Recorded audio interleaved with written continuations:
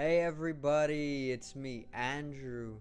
Get out into nature and tune in for yourself. Resonate with the Earth's electromagnetic field via 432 Hertz, the universal frequency. Balance out psychologically and emotionally, and further strengthen your brain and your heart's coherence as well. Get a plant based diet going for yourself today and nurture yourself right back into life. We are literally herbivores in our nature.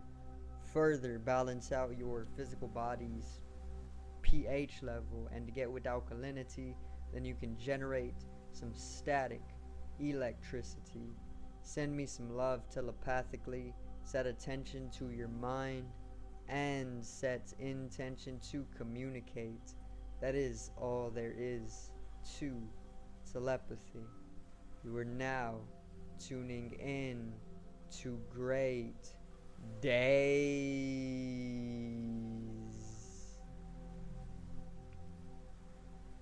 Now today I'm going to pretty much go over the current astrology um, that has pretty much taken place in the early of May, because I haven't been able to do videos on them, so I'm just going to pretty much compile them in this video, going over them a little bit more in depth than I did on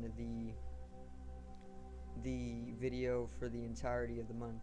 So I'm going to go a little bit more in depth with what we have been going through, and then I'm going to cover the most in depth the Sun conjunct Uranus in Taurus, okay, which is taking place on the 5th, so I'll probably release this video tomorrow on the 5th. Okay, so today's video is astrology update. Sun conjunct Uranus in Taurus.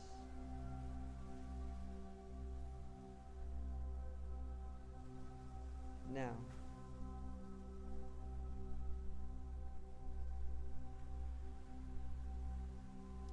so let's get right into this, alright? If you haven't seen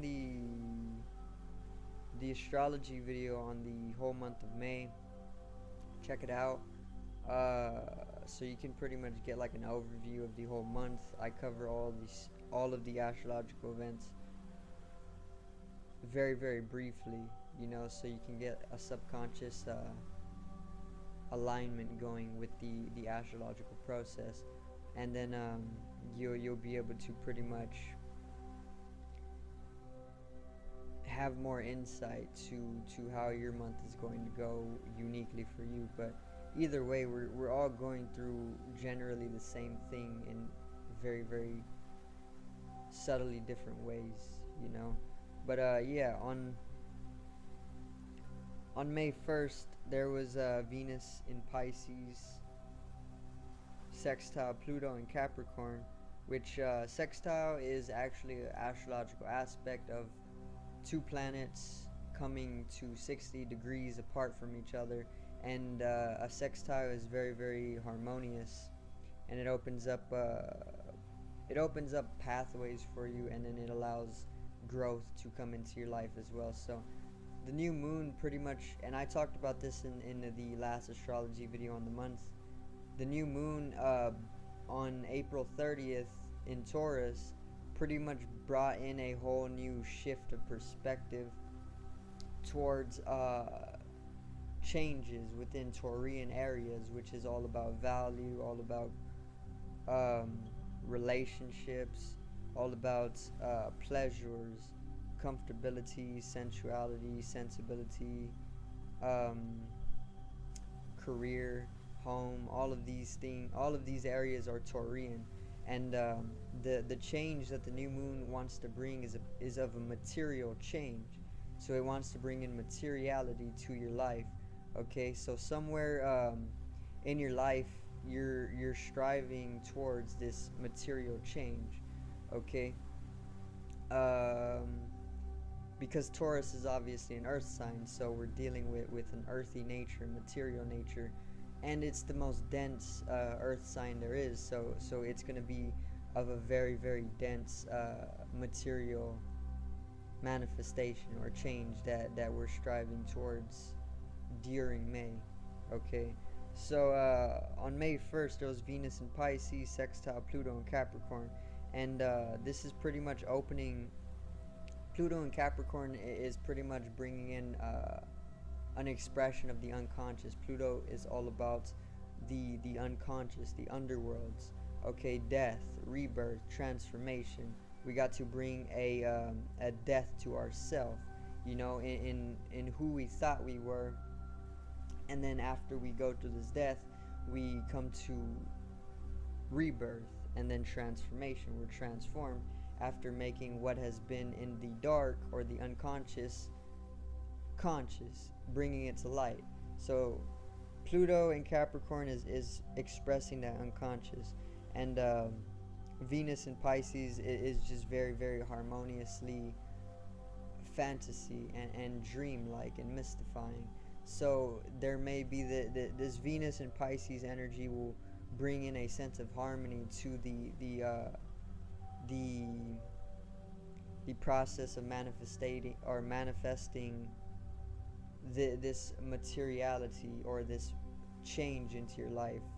Okay, it can bring in harmony to that process early May, and then Pisces is going to bring in a fantasy or dream like lucid mystical ambiance to that harmony, you know. So it could be that you may want to bring in more material change that will actually have you progress towards your dreams, let's say, or towards more of a fantasy side of your life, you know, something that is more metaphysical aside from purely physical existence, you know. And that's what May 1st brought us, this type of energy. Okay, so on May 2nd, Venus entered into Pisces, or Venus is in Pisces, and this is a big one that I didn't get to cover, but I saw everybody else covering it. And Venus in Aries is it's like it's very, very passionate. For one, it's very dynamic and it's very, very active. It's highly masculine too, but this is Aries. Aries, he's the first of the zodiac sign, so he is the leader. He's starting it all up, and he's cardinal, so he's bringing in big things, you know, for the rest of the zodiac to follow. But Aries is known for having the highest dynamic energy of all of the other zodiac signs. So the highest masculine passionate energy or active or dynamic energy goes to Aries. He has the highest energy level, okay, when it comes to activism and whatnot, dynamicism. And then whenever Venus is in Aries, we're having that femininity of Venus, which is all about harmony, balance, peace, justice, love, beauty. We're having that Venusian energy come into this Aryan energy, or the Aryan energy mixing and influencing with the Venusian energy, and this is bringing in a deep passion for what we're trying to manifest. Remember that this month it's all about it's a transformative month. Okay, this month is all about breaking the molds that we have had with the early start of the astrological year, which was in March. Okay, so all throughout this month, and it all started with the new moon. New moon in Taurus brought us a new perspective, okay, and it's driving change into our lives. Now all throughout early May, we're going to be very, very driven, and we're going to be very passionately driven to these changes that the new moon brought at the end of April. Okay, so right now we're all striving towards some type of dense change in our life, or material change. Okay, even if it is unconscious. This is what the Pluto in Capricorn is for. The Pluto in Capricorn is going to make you conscious of what you're unconscious of, you know, because this change may not be aware to everybody. Oftentimes it's not aware. It's more of an unconscious thing or a subconscious thing for most people, you know. But the Pluto in Capricorn is actually bringing in that unconsciousness to expression, bringing it to light so you can start to subtly understand what you are trying to bring into your life, you know, within the Taurian areas. Let me see. So Venus in Aries is very passionate, right? It's kind of balanced between the femininity and the masculinity, because Venus is feminine, Aries is masculine. Aries is bringing in that passionate drive and that highly active dynamicism towards towards whatever it is you're desiring to change, that came from the moon. And then Venus is like harmoniously bringing it together in a way, you know. It's like I want to say a love for war as well too is another one that I saw that actually piqued my interest. It's a love for war, and I've seen this incredibly in my own life. There's been like a very temperamental Aryan energy, you know, like a mental anger that has been there. Not an anger, but like a temperamentality, you know, mentally, or a temperamentality. Um, and Venus is pretty much bringing in like a love for that temperamentality throughout the psychological network. You know, it's very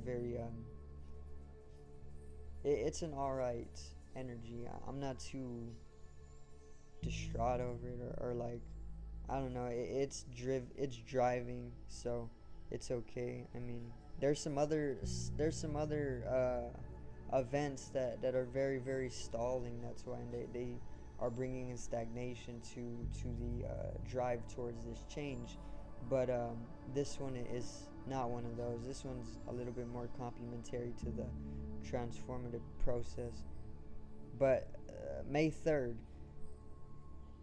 Jupiter in Pisces, sextile Pluto in Capricorn. So we're getting more of the Pluto in Capricorn, which is working on the unconscious aspect of ourself and what needs to be disciplined, you know.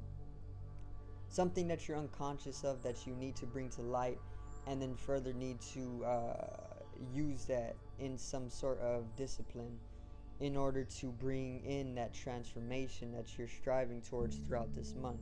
You know, that's what the sextile Pluto and Capricorn is all about. So we're dealing mostly with Jupiter and Pisces on May 3rd, which is all about our dreams, our hopes, our desires, and pretty much like I want to say our dreams, hopes, and desires, and our fantasies, and all of these areas of our lives are going to be influenced by what is being expressed from the unconscious, okay.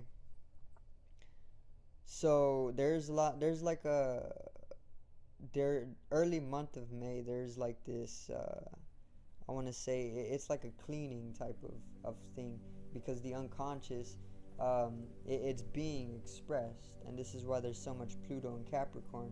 And what is being expressed is going to be used for disciplining ourselves, you know.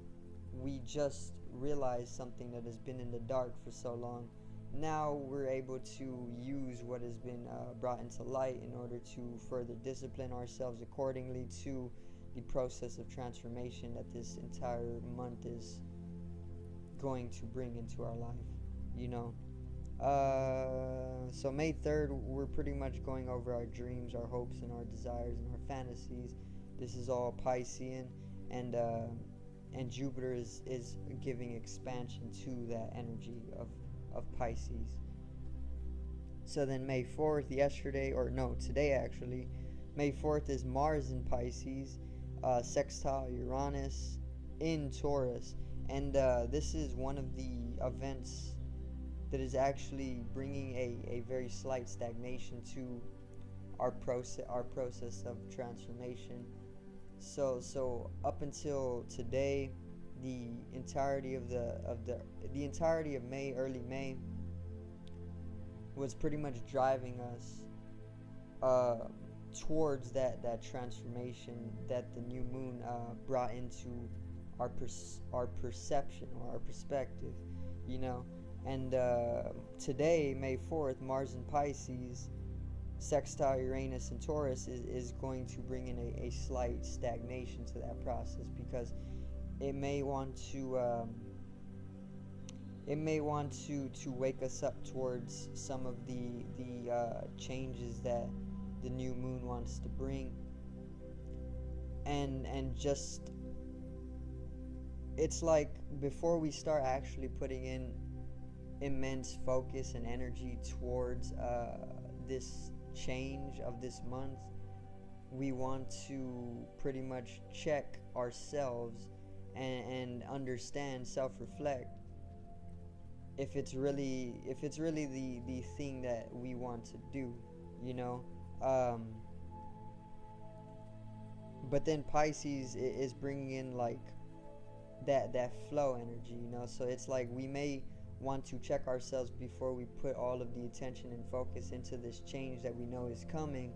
But instead of actually like coming to a complete stagnation or a complete stall, Pisces is pretty much like relieving that a little bit, and it's allowing for the flow of the whole cosmos, you know, just the flow of things. Like, instead of checking yourself so much before going through with the change, just allow the flow to take over, you know, just go with it. And that's what I really see with Mars and Pisces. Mars is pretty much bringing in drive towards that entire process, you know. I want to say that Mars and Pisces is also very opposing too, because they're two opposites in their elements, you know. Mars and Pisces are fire and water, and fire and water don't mix well. So I want to say that there's like a conflict with that event of Mars and Pisces. So that could also be why it's stagnating in the first place, subtly.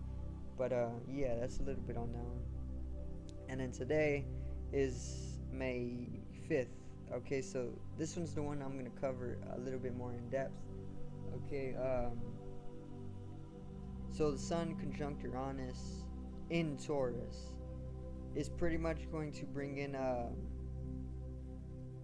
want to say, the Sun conjuncting Uranus is very, very liberating, and it can bring in a lot of breakthrough, you know, in the ways of innovation, I want to say, maybe in a more Taurian sense. What do I mean by this? I kind of mean that Sun and Uranus usually brings a type of awakening, because Uranus is the planet of awakening, it's the planet of liberation, it's the planet of I think even spirituality, it's the planet of rebellion, innovation, and it even corresponds to technology, because it rules Aquarius, and Aquarius is the humanitarian, you know. So it's dealing with these areas, and when the Sun comes to conjunct Uranus, they pretty much merge in energy. So we're going to get a lot of this Uranian energy expressing outwardly, surface level. Okay, so like what we're going to be feeling today, we're going to be feeling very Uranian. We're going to be feeling a sense of rebellion, maybe towards government bodies or authoritative figures. We're going to feel various different wisdoms being pulled in. We're going to feel the enlightening and the liberation from these various different wisdoms that are coming from direct experiences. We're going to not really hesitate too much when it comes to using technology. We're going to use technology sufficiently. Okay, let me see. And then in Taurus, I want to say that this energy is just going to be I want to say, like, it's going to be solidified in a way. It's going to be very, very concrete. It's going to be integrated. You know, this energy is integrating us throughout the next days of the month up until the middle of the month, you know, to where we come into more stagnations towards the changes that we're trying to bring into our life. But yeah, that's pretty much it. On the 7th, there's the Sun in Taurus, sextile Mars in Pisces, and I want to say this one's probably like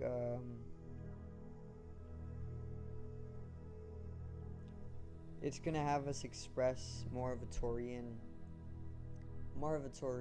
nature, you know, which is more of a dense, fixed nature, more of an earthy nature. We may find ourselves wanting to go outside a little bit more, grounding ourselves, you know, being one with the earth, being very Taurian, or pleasuring ourselves in whatever way you find. Maybe just looking more towards sensuality, being more sensitive to life, being more sensible to life. But then the sextile to Mars in Pisces is kind of like a sextile to a conflicting energy in my understanding. Because what the sextile does, it brings in a sense of harmony between two events. So the Sun in Taurus, one event, Mars in Pisces, the other event, and then a sextile, which is harmonious, and it opens up paths for growth. So we can actually benefit off of this event. We can benefit off of all the early May events. But this one we can benefit in the way that we may find ourselves trying to bring in or trying to realize exactly what material changes need to be made, you know, of a Taurian nature. And then Mars and Pisces can drive us towards a very I want to say metaphysical, but I'll just say Piscean, a Piscean way of finding whatever suitable change is pretty much going to be manifested during this month. Okay, but that's pretty much it. I'm gonna cover the Mercury stationing and retrograde probably tomorrow. I don't know, because a Mercury retrograde is going to change a lot during this month.